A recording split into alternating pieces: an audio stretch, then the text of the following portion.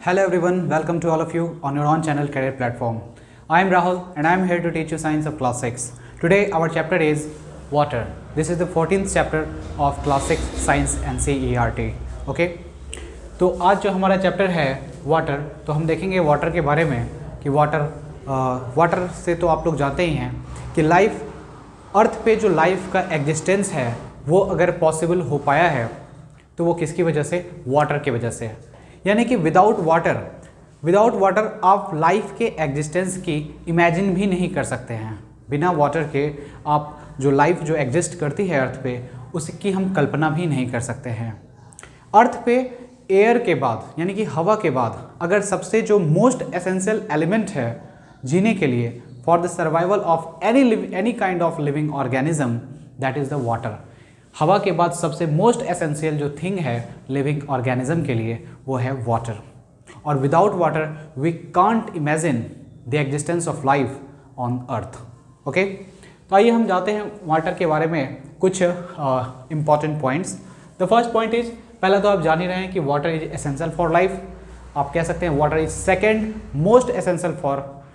Most essential element for life after air. हवा के बाद सबसे ज़्यादा एसेंशियल अगर लाइफ के लिए कोई चीज़ है तो वो आपका है वाटर।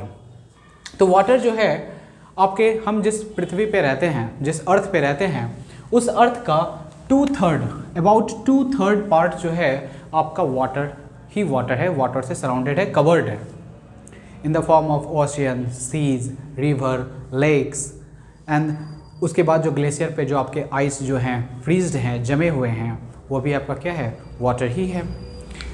तो अर्थ का 2/3 पार्ट जो है आपका वाटर से कवर्ड है, जिसमें कि मोस्ट ऑफ द वाटर, ज़्यादातर most of the water means about 97% of the water जो है आपका इन ओशियन एंड सीज, ये आपके ओशियन में है और सीज में है।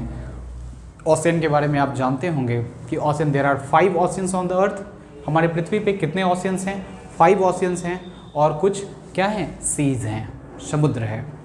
ठीक है, तो ओशियन और सीज में वाटर का, अर्थ पे जो टोटल वाटर है उसका most of the water, that is about 97% of the water of the earth is found in ocean and seas. Okay, और उसके बाद क्या है कि वाटर, ओशियन और सीज में जो वाटर पाए जाते हैं वो क्या होता है, उसमें आपके साल्ट डिज़ोल्व होते हैं और इसलिए ओशियन और सीज में पाए जाने वाले वाटर जो होते हैं वो साल्टी नेचर के होते हैं, सेलाइन नेचर के होते हैं। और ये हमारे डेली लाइफ के यूज़ के लिए फिट नहीं होता। हम अपने डोमेस्टिक यूज़ या इंडस्ट्रियल यूज़ में इन वाटर्स का यूज़ हम नहीं कर सकते हैं। क्यों? क्योंकि इस वाटर में, ओशियन और सीज में जो वाटर पाए जाते हैं, इसमें टू मच अमाउंट में आपका साल्ट क्या होता है, डिज़ोल्व होता है। साल्ट डिज़ोल्व होने की वजह से ये वाटर सेलाइन नेचर के होते हैं और it is not fit, the water present in the ocean and seas is not fit for our daily और practical use. That's why we have written here the water in the ocean and seas has many salts dissolved in it, the water is saline, so it is not fit for drinking and other domestic purposes, domestic agricultural and industrial needs. Okay, ये है water और उसके कुछ elements. Now, तो अभी हमने discuss किया कि अर्थ पे जो वाटर पाए जाते हैं उसका 97% जो है ओशियन और सीज में पाए जाते हैं, जो वाटर सेलाइन नेचर के होते हैं। और जो बचा हुआ 3% है, 3% अर्थ पे जो वाटर है उसका 3% आपका फ्रेश वाटर है। ये क्या है आपका, फ्रेश वाटर है, फ्रेश वाटर। इस 3% में भी आपका जो 2.5% है जो अर्थ वाटर है, मतलब कि अर्थ पे जो वाटर पाए जाते हैं उसका 2.5% आपको कहाँ पे लॉक्ड है, यानी कि कुछ ग्लेशियर्स पे बर्फ़ के रूप में जमे हुए हैं, ग्लेशियर्स पे पाए जाते हैं, पोलर आइस कैप्स पे पाए जाते हैं। आपने पढ़ा होगा, आप जानते हो कि अर्थ के जो पोल्स होते हैं, नॉर्थ पोल और साउथ पोल, और पोल्स पे ठंड क्या है, अधिक पड़ती है, वहाँ पे जो वाटर है आपका बर्फ़ के रूप में, आइस के रूप में क्या है, डिपॉजिट है, जमा है। फिर एटमॉस्फेयर में भी वाटर प्रेजेंट होते हैं।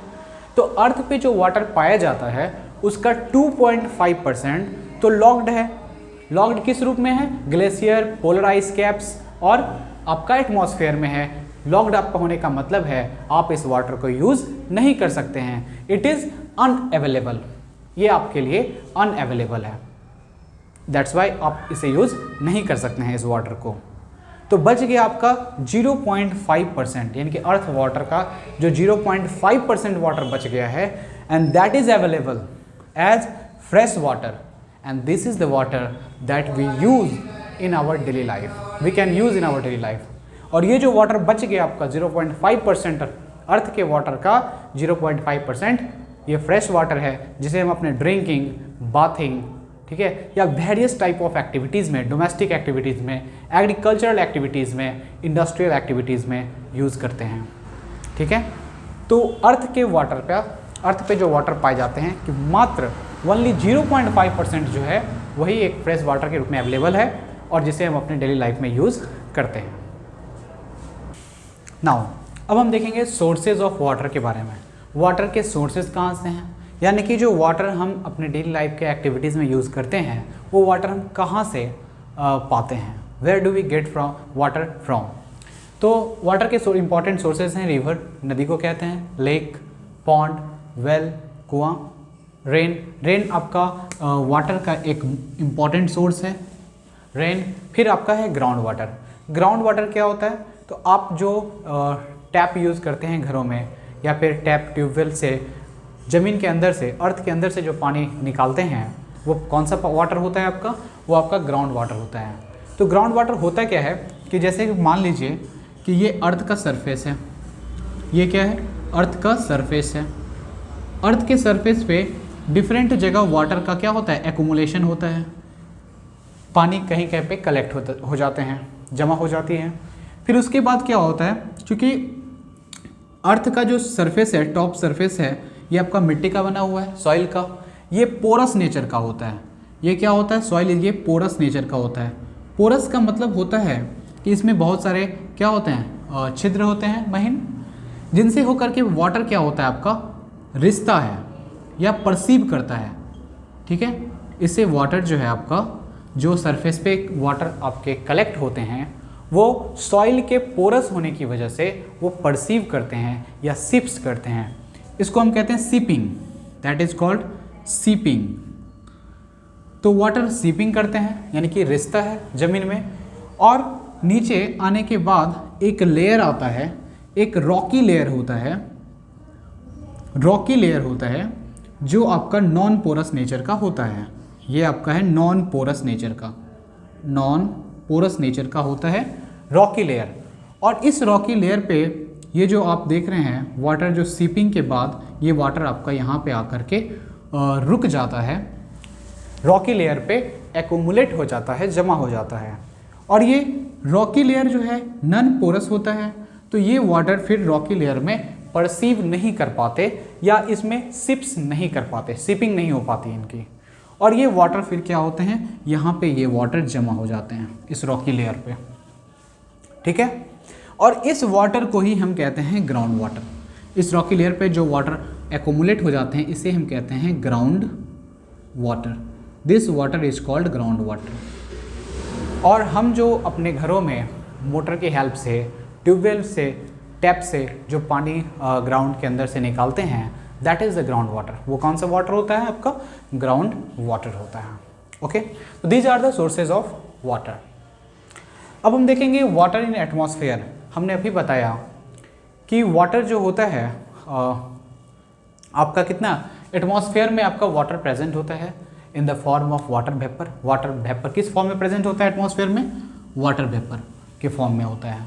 तो एटमॉस्फेयर में क्या है, तो एटमॉस्फेयर में आपके डिफरेंट गैसेस की लेयर पाए जाते हैं, बहुत सारी गैसेस का मिक्सचर होता है यहाँ। तो एटमॉस्फेयर में जो एयर पाई जाती है वो डिफरेंट गैसेस के मिक्सचर होते हैं, बहुत सारी गैसेस पाई जाती है। उसमें सबसे अधिक मात्रा में, है ना, सबसे मोस्ट क्वांटिटी में जो आपका गैस होता है वो होता है आपका नाइट्रोजन, जो आपका 78% होता है। फिर दूसरे नंबर पे आता है ऑक्सीजन, वो आपका 21% होता है।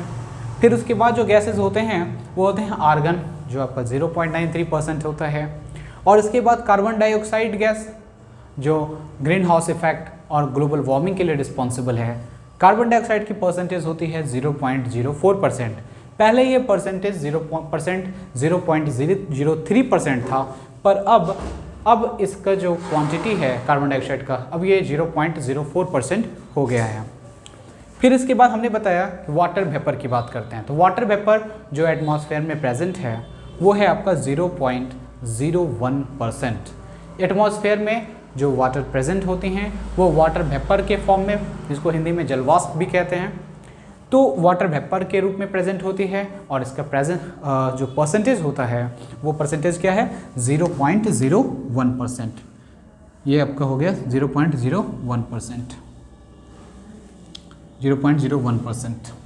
ओके, तो आपने देखा कि एटमॉस्फेयर में वाटर का परसेंटेज तो देख लिया आपने। अब क्वेश्चन ये आता है कि एटमॉस्फेयर में वाटर आते कहाँ से हैं। ये जो वाटर वेपर है इस रूप में तो पाया जाता है, पर वाटर वेपर आते कहाँ से हैं। तो वाटर वेपर एटमॉस्फेयर में जो आते हैं ये दो प्रोसेस से आते हैं। एटमॉस्फेयर में आते हैं, पहला प्रोसेस है आपका इवेपोरेशन प्रोसेस से आते हैं, और जो दूसरा प्रोसेस है वो है आपका ट्रांसपीरेशन। ये दो प्रोसेस हैं जिसके द्वारा, ये दो प्रोसेसेस हैं by which water is added to the atmosphere. तो हम देखेंगे कि इन दो प्रोसेस से वाटर किस प्रकार जो है एटमॉस्फेयर में ऐड होता है। तो अब हम लोग देखेंगे कि इवेपोरेशन जो है, बाय इवेपोरेशन किस तरह से water is added to the atmosphere. Water vapour जो के फॉर्म में वाटर एटमॉस्फेयर में ऐड होती है बाय इवेपोरेशन। कैसे? तो इवेपोरेशन कहते किसको हैं ये तो आप जानते ही होंगे कि इवेपोरेशन क्या है।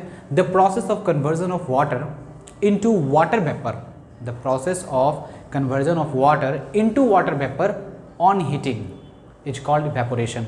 जब आप वाटर को हीट करते हैं तो ये वाटर वेपर में कन्वर्ट हो जाता है, और ये प्रोसेस आपका क्या कहलाता है, इवेपोरेशन कहलाता है। तो होता ये है कि during the day time sunlight falls on the water in ocean, river, lakes and ponds. अब दिन के समय क्या होगा कि सनलाइट जो है ये पड़ता है। सनलाइट किस पे पड़ता है, ओशियन पे, रिवर पे, लेक्स पे, या फिर अर्थ पे। यदि अर्थ के सरफेस पे कहीं भी वाटर का एक्यूमुलेशन है, यदि वाटर प्रेजेंट है और सनलाइट उस पर पड़ती है तो वो हीट करेगी उसको, और हीट करने के बाद वो जो वाटर है वो आपका कन्वर्ट हो जाएगा किस में, वाटर वेपर में। वाटर वेपर में कन्वर्ट होने के बाद ये क्या होता है, एयर में, एटमॉस्फेयर के एयर में ऐड हो जाता है। इस प्रकार से ऐड हो जाता है। यानी कि लिखा भी है the fields and other land areas also receive sunlight. जो अर्थ के सरफेस पे कहीं पे फील्ड्स हैं, कहीं पे अदर लैंड एरिया जो हैं वहाँ पे भी जो है सनलाइट पड़ता है। As a result water from all these places, इन सभी जगहों से वाटर जो है continuously changes into vapour. Water लगातार आपका वाटर वेपर में चेंज होता रहता है, वाटर वेपर में चेंज होता रहता है and added to the atmosphere, और एटमॉस्फेयर में यानी कि हवा में जाके ऐड होता रहता है, मिलता रहता है। ठीक है, तो आपने देखा किस तरह से इवेपोरेशन के द्वारा जो वाटर है आपका ऐड होता है एटमॉस्फेयर में। अब हम देखेंगे कि ट्रांसपीरेशन के द्वारा वाटर वेपर जो है वो किस तरह से एटमॉस्फेयर में ऐड होता है। इससे पहले हमने क्या देखा, इससे पहले हमने देखा इवेपोरेशन। आपको बताया गया है कि जो वाटर वेपर एटमॉस्फेयर में ऐड होता है उसके दो प्रोसेस हैं, पहला इवेपोरेशन और दूसरा है ट्रांसपीरेशन। ट्रांसपीरेशन क्या होता है, तो जो प्लांट्स होते हैं, तो प्लांट्स क्या करते हैं कि प्लांट्स में जो एक्सेस वाटर होता है वो उसे वाटर वेपर के रूप में एटमॉस्फेयर में रिलीज़ कर देती है, और ये प्रोसेस कहलाता है ट्रांसपीरेशन। क्या कहते हैं इसे, transpiration. Plants release a lot of water into the air in the form of water vapour. Plants क्या करती है, बहुत ज़्यादा मात्रा में वाटर वेपर के फॉर्म में वाटर को एटमॉस्फेयर में रिलीज़ करती है, छोड़ देती है थ्रू ट्रांसपीरेशन के द्वारा। अब ये जो वाटर वेपर है ये एटमॉस्फेयर में जाकर ऐड हो जाता है। तो इस तरह से आपने देखा कि जो प्लांट्स हैं वो ट्रांसपीरेशन के थ्रू वो क्या करते हैं, वाटर वेपर को एटमॉस्फेयर में ऐड करते हैं। ओके, तो ये दो तरीके थे, इवेपोरेशन और ट्रांसपीरेशन, जिनके द्वारा वाटर वेपर एटमॉस्फेयर में ऐड होते हैं। अब हम देखने जा रहे हैं formation of cloud and rain. Cloud यानी कि बादल, बादल कैसे बनता है, एंड रेन और बारिश क्यों होती है, कैसे होती है। रेन जो है आपका एक सोर्स ऑफ वाटर भी है, एक इम्पॉर्टेंट सोर्स ऑफ वाटर है, ठीक है। तो हम देखेंगे कि क्लाउड एंड रेन का फॉर्मेशन कैसे होता है। तो सबसे पहले हम देखेंगे क्लाउड कैसे बनता है, क्योंकि क्लाउड बनने के बाद ही रेन बनेगा, बिना बादल के बारिश भी नहीं हो सकती, जैसा कि आप जानते हैं। तो पहले देखेंगे क्लाउड कैसे बनता है। When the air moves up, जब एयर हवा जो है ऊपर की तरफ मूव करती है, हवा मूव करती है ऊपर की तरफ, आपने पढ़ा होगा वर्टिकल एयर करंट। तो वर्टिकल एयर करंट में क्या होती है, हवा ऊपर से नीचे भी आती है, हल्की हवा जो होती है नीचे से ऊपर जाती है, और जो हैवियर जो पार्टिकल्स होते हैं वो ऊपर से नीचे की तरफ आती है। तो जो हवा जब ऊपर की तरफ मूव करती है, it gets cooler and cooler, तो वो ठंडी होती चली जाती है। इसका मतलब ये है, एक्चुअली होता ये है कि जैसे जैसे आप अर्थ के सरफेस से ऊपर जाते हैं, टेम्परेचर जो है वो एटमॉस्फेयर का वो डाउन होता चला जाता है। हम जैसे जैसे ऊपर जाते हैं टेम्परेचर डाउन होता है, यानी कि हवा जो है वो और ठंडी होती चली जाती है, ठीक है। तो वही लिखा गया, it gets cooler and cooler at sufficient height, एक सर्टेन हाइट पे आने के बाद एयर जो हवा जो है वो इतनी ठंडी हो जाती है, becomes so cool that the water vapour present in it, इतनी ठंडी हो जाती है कि उसमें जो वाटर वेपर प्रेजेंट होता है वो आपका कन्वर्ट हो जाता है, condenses to form tiny droplets of water. वो कंडेंस करके आपको वाटर के जो टीनी ड्रॉप्स होते हैं उनका फॉर्मेशन करता है। यानी कि इससे ये क्लियर हो गया, आप जानते होंगे एक कंडेंसेशन, कि वाटर वेपर जब ठंडी होती है, आप जानते हैं कि वाटर वेपर को जब कूल किया जाता है, वाटर वेपर को जब कूल किया जाता है, कूलिंग करते हैं, तो ये कन्वर्ट हो जाता है किस में, वाटर में, ठीक है, वाटर में कन्वर्ट हो जाता है। तो यही होता है, हवा ऊपर की तरफ मूव करती है, और ऊपर जैसे जैसे वो ऊपर की तरफ मूव करती है, उसमें जो वाटर वेपर प्रेजेंट हैं वो ठंडी हो जाने की वजह से वो कंडेंस करते हैं। यानी कि ये प्रोसेस क्या कहलाता है आपका, कंडेंसेशन। इस प्रोसेस को हम बोलते हैं कंडेंसेशन। तो इस प्रोसेस के कारण, कंडेंसेशन के कारण एयर में जो वाटर वेपर प्रेजेंट हैं वो आपको वाटर के टीनी ड्रॉप्स में फॉर्म करते हैं, form tiny drops of water called droplets, जिसे हम ड्रॉपलेट कह सकते हैं। It is this tiny droplets. अब ये जो टीनी ड्रॉपलेट्स हैं दैट फ्लॉटिंग इन एयर, ये जो हवा में टीनी ड्रॉपलेट्स जो हवा में तैरते रहते हैं, फ्लॉट करते हैं, and appear to us as clouds, ये हमें क्लाउड के रूप में यानी कि बादल के रूप में दिखाई पड़ते हैं। They appear us in the form of cloud as clouds. Okay, तो क्लाउड्स तो क्लियर है कि क्लाउड कैसे बनता है। बादल बनने के लिए क्या होता है, जो अर्थ के सरफेस पे जो एयर है, हवा जब क्या होती है ऊपर की तरफ मूव करती है, when the air moves up, तो उसमें जैसे से ऊपर जाती है, it gets cooler and cooler, ये ठंडी होती चली जाती है। एट सफिशिएंट हाइट, एक सर्टेन हाइट पे जाने के बाद उस एयर में जो वाटर वेपर प्रेजेंट है वो कंडेंस कर जाता है, कंडेंस करता है वाटर में, कंडेंस करता है वाटर में, क्योंकि वाटर वेपर को जब आप ठंडा करेंगे, कूल करेंगे, ये वाटर में कन्वर्ट हो जाता है और टीनी ड्रॉप्स ऑफ वाटर का फॉर्म करता है। टीनी ड्रॉप्स ऑफ वाटर ये क्या होते हैं, tiny drops of water group में फ्लॉट करते रहते हैं हवा में, और इसे ही हम क्लाउड कहते हैं। ओके, अब हम देखेंगे कि रेन का फॉर्मेशन कैसे होता है। तब हम देखेंगे कि रेन का फॉर्मेशन कैसे होता है। हमने अभी देखा कि क्लाउड का फॉर्मेशन कैसे होता है, अब हम देखेंगे रेन के फॉर्मेशन के बारे में। तो जो टीनी ड्रॉपलेट्स, क्लाउड में क्या होता है, जो टीनी ड्रॉपलेट्स ऑफ वाटर जो फ्लॉट करते हैं हवा में, वही हमें क्लाउड के रूप में अपीयर होते हैं। यानी कि ये जो क्लाउड के बड़े बड़े सेगमेंट जो आप आकाश में, स्काई में देखते हैं, एक्चुअली में वो हैं क्या, तो वो टीनी ड्रॉपलेट्स जो होते हैं, टीनी ड्रॉपलेट्स का क्या है, एक्यूमुलेशन है। क्या कह सकते हैं आप, टीनी ड्रॉपलेट्स के क्या हैं, वो ग्रुप्स हैं। तो टीनी ड्रॉपलेट्स के जो ग्रुप होते हैं वो जब फ्लॉट करते रहते हैं, दैट इज़ द क्लाउड, वही आपके क्या हैं, क्लाउड्स हैं।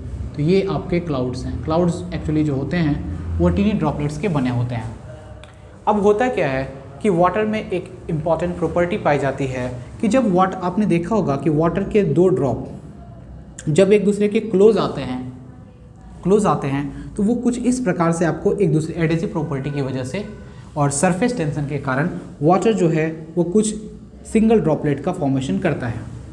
जब दो ड्रॉपलेट्स वाटर के, टीनी ड्रॉपलेट्स जब एक दूसरे के क्लोज आते हैं, ये टीनी ड्रॉपलेट्स हैं, तो ये एक लार्ज साइज जो है ड्रॉपलेट का फॉर्मेशन करते हैं।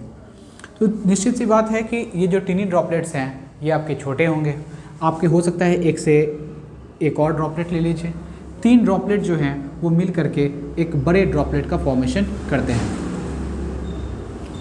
ठीक है, ये जो बड़ा वाला जो ड्रॉपलेट बनता है, नया ड्रॉप जो बनता है वाटर का, ये क्या होता है, ये इतना हैवी हो जाता है कि वो अर्थ की ग्रेविटी वो सर्टेन हाइट पे जो है वो टिक नहीं पाता, रह नहीं पाता, और हैवियर होने की वजह से अर्थ की ग्रेविटी के इफेक्ट में आने के कारण या अर्थ की ग्रेविटी की वजह से वो नीचे की तरफ क्या होता है, नीचे की तरफ वो गिरता है in the form of rain. किस रूप में गिरता है, रेन के रूप में।